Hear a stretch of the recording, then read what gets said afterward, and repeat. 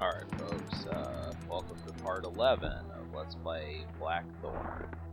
The last time I left you guys off where we encountered this new enemy.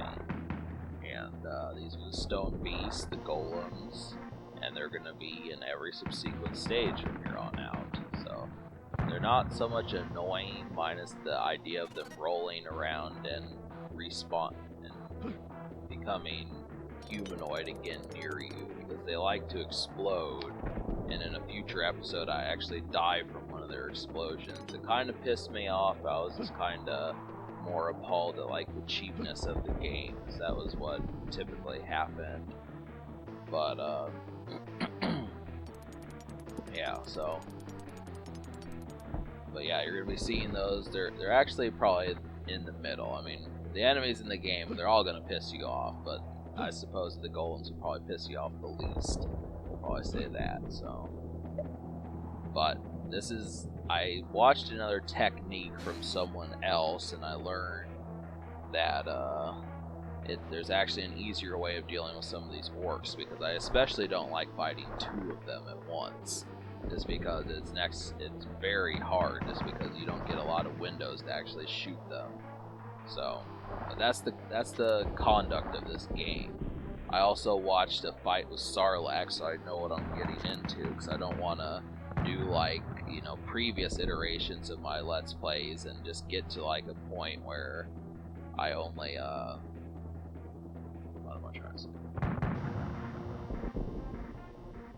Where I get to like the last world or something, and then not be able to beat the game. So I want to defeat Sarlacc, but I'm pretty much going to have to practice that, just supposing I can get to him. I mean, I saw that World 4 could be a nightmare too, but we'll cross that road as we get to it. We still have basically 8 more stages. This is stage 9 of 16. So, unfortunately, here's the thing about this stuff. I mean, the game wants you to go exploring a bit more to get some bombs to take care of these. But the problem with it is you have to fight the 2 orcs in order to do it. And I think the game expects you to kind of be able to combat those 2 orcs. They don't really give you anything. So if you're wanting to fight them, they don't give you shit. But you're not supposed to really get stuff from them as much as the next few enemies. Because there's an area further on that you're supposed to get some bombs and then come back and do this part, but I'm just like, whatever, I'll just take the hit, you know. There's not really potions in this stage for another thing. So the next stage there are, though. So originally, when I first messed with this game, I did not see this world being that much of a thorn in my side, which just really happens to be the thing. So I was just kind of like, what the fuck is all this nonsense, you know? It was very atypical kind of situation. I wasn't expecting it, but I guess since this is the second half of the game, I didn't suppose this was going to be a cakewalk. Yeah. But, you know, we'll switch up the topic matter a little bit. I want to talk about some other things. I've got somewhat of content to yap about. So, I watched the movie Sonic the Hedgehog. And, I mean, it was decent. I mean, that's the thing. I mean, I'm not going to say it's not like it's a bad movie, but I understand that it was definitely for a younger setting, which I didn't realize. I mean, when you think about it, I mean, Sonic the Hedgehog is supposed to be 15, but they did a good job. I mean, the fact that Sonic the Hedgehog actually went to a bar and James Marsden was getting drunk, you know, essentially. I mean, he just had to kind of accept, like, hey, you know, he was an adult. And that was the thing about James Marsden, is he wasn't 22 or something. He was probably like 37 or 41 or something, the way he was carrying himself and such. His character wanted to become a cop. So it was just so, I mean, there were so many things about that movie, like just the way that the James Marsden and his black girlfriend were. They were like the perfect couple. Just the way, you know, James Marsden paid for his girlfriend's college and shit like that, and, you know, he worked 3 jobs just to make sure that she could go to college to better herself, and he just wanted to be a cop. And he even said, you know, with all this Black Lives Matter, Blue Lives Matter stuff, he said he wanted to be a voice of reason that someone depended on, and he could save someone's life. I mean, how many cops nowadays come in with that sort of attitude? especially with all this stuff going on in the United States. It's, you know, it's getting towards the stage of horrendous. I kind of liked it, and this is before. I mean, Sonic the Hedgehog came out before George Floyd's death and some of that stuff, so it was just kind of interesting.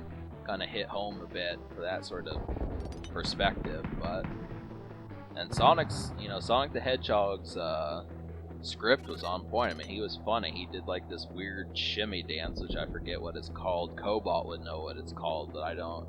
He did like this dance I've seen people do before, but he was hip. I mean, the script was good. It had some lively stuff. That's why I like Sega. I haven't really done an LP on a Sega game yet, but they're not namby-pamby. I mean, that's the thing. They really, you know, they know how to fuck around and appeal to all ages, and they're the ones that had blood in Mortal Kombat, so that just lets you know. But yeah, so I don't have a means. I just wasted that bomb. As you saw, I could have beaten this stage if I just would have had that stupid fucking bomb. So you essentially get 8 more minutes of content, and plus I'm not even going to beat this stage in this episode just because of that. So I try to search. I mean, there actually is a way to get more bombs, but I probably would have died trying to get those bombs, so I was just like, whatever. So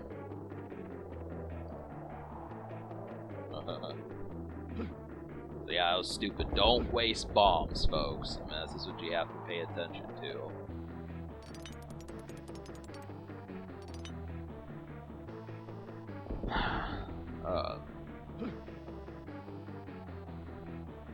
Yeah, I'm just kinda under the impression, as far as like a lot of other nonsense goes, though.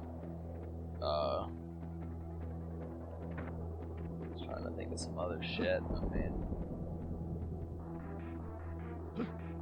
yeah, I've been kind of watching romantic comedies lately. I'm thinking about getting back into that. I've been watching movies from the library for like the past 2 years, and before that, I said this in like early years of Acidic Roots, how I would get movies like Tron and Beetlejuice and the Ninja Turtles from 1990 movie and Beavis and Butthead and shit like that. But now I've just been getting, I've basically seen like every comedy from the 2000s decade. You know, Joe Dirt and Rob Schneider movies, Kevin Smith, or not Kevin Smith, but Kevin James movies, you know, all those Adam Sandler buddies, all them dudes. I watched all those movies from the 2000s for the most part. Didn't really jump on the Judd Apatow train. That's why I don't really talk about the 2010s comedies that much, because they all became like too socially aware for my taste. But I definitely watched like a shit ton of 2000s comedies. I saw those Deuce Bigelow and all those. And now I'm just getting into rom-coms. I'm trying to watch those because that's the only direction left to go in terms of like, you know, comedy. So I'm just like, God, you know, this is becoming increasingly dumb, just trying to pay attention to some of that stuff. But I'm just like, hell, you know, I know, like, there was a pretty girl at the library today that my family took care of getting the library stuff from at the drive-thru, and she saw the item that I had, and this makes me wonder, because she probably would think, you know, this 80-year-old woman probably doesn't want this romantic comedy, so who is seeing this movie or whatever? And that's kind of the thing. I mean, when you think about the library and stuff, it makes you wonder if they like pass judgment. It's like, oh, he likes yeah, he likes the Rocky Horror Picture Show. What kind of freak is he? Or this guy's watching the 40-year-old virgin, you know? I mean, that's essentially what you get as a librarian and shit, but, you know, in some circumstances it just happens to be like, you know, it's kind of a method. But Kyle Blackthorne has gone down for the count. So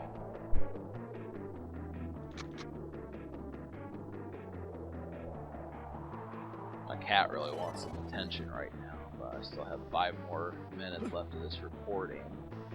As long as she doesn't hit the space bar, we're fine. But now I have to do this whole fucking stage over again. That's the thing about World 3, is I am going to die here, because, I mean, my skill set as far as gaming is good. I'm not advanced to the point where I can sail through these. I mean, the person that I watched just the other day, he was beating these stages in like 6 minutes. I'm just like, dude, you know, at least get hurt a little bit to show, like, you know, the idea that it's not that simple. Because I look at it, this is not a simple game. I think this is actually tougher than Super Metroid, and definitely Donkey Kong Country and shit, and probably a couple other ones. May not be as tough as Earthworm Jim, but in some cases it actually is.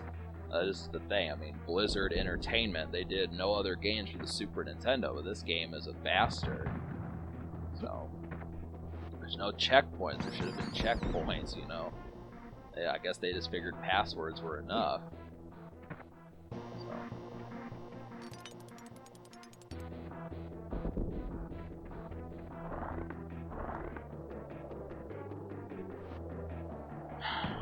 Yeah.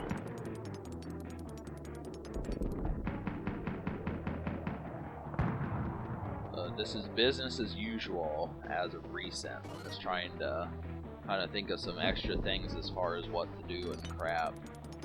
But, I would kind of like for Sega to do another movie, you know, just to talk about that a little bit more. I don't know what franchise they could do beyond Sonic, but, you know, maybe Strider or Gunstar Heroes or something like that. I would love for them to make a Contra movie. I just can't believe they haven't done that yet. That's so simple. I mean, it would be just like Alien or Predator, just two guys going through like an alien and being in the military and doing all that stuff. I mean, Sylvester Stallone could have done it. They would have done it back in like 1991 or something. This was dumb. I mean, Contra needs to be a fucking movie and shit.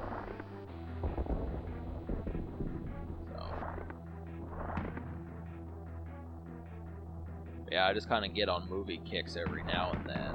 Just kind of... Prior to like a few days ago, the last movie kick I was on was back in like March, you know, before coronavirus and stuff. Before that, it was like back in September. I remember watching Corky Romano. I don't know if I've talked about that, but that was like one of my favorite movies of the year 5 days, which is the 2019-2020 year. So, season. I watched Corky Romano back in September, and then essentially I liked it so much I rented it multiple times from the library after that. I mean, I could have bought it, but if I bought all the movies, I wouldn't have any reason to go to the library, so I just kind of get it from the library. But,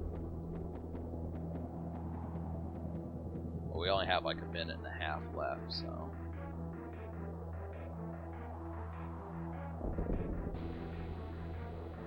Yeah, it's crunch time, Kyle. You're gonna have to take some damage. You're not gonna be a poser. You know, you gotta bite the bullet and such. And I get a bomb afterward, which I don't know why the fuck I need it now. But yeah, don't waste them. I'll tell you that much. And something I learned, when you're crouching and you use one of the yellow bombs, it'll actually just lay it on the ground and it'll crawl away on its own, which I thought you had to throw them, which was kind of the problem. So that's an extra technique you can do. The game tries to convince you to use the crouch move a lot. It'll definitely help you, and you'll see that in the future. But there's like aces at this game, and it's just ridiculous. That's the way they want you to be, basically. So, yeah, we're almost out of time, folks. Basically, it didn't make any progress. But I just had an extra bomb.